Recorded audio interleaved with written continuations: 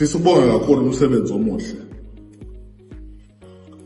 Ama-report lawa presentiwe is a product of good work done by government official wonke, including omasipala.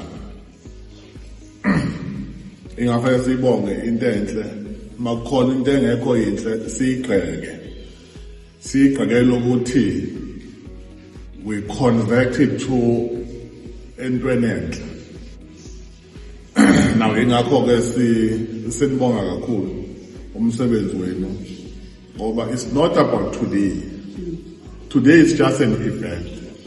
Fana ugovernment fanele kuhlezi usebenza kukhona abaphathiswa ngabengekho abaphathiswa ngoba ugovernment is a government for the people.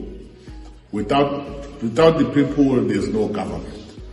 So that's why we must have always be interest yabantu bakithi. Irrespective ukuthi umuntu uvotela ini. Because government is for everyone.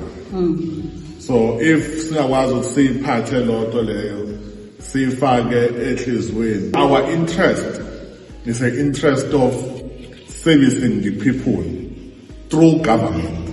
So I think that is indlela esiyidlulise kuwonke ama-officials ukuthi ungabuki umuntu nokuthi ukhuluma yiphi language.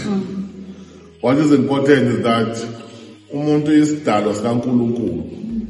Uma esekhona, you must service that person with the position or the little resources that we have given to you, with good heart. And uNkulunkulu ke uyosibusisa kanjalo.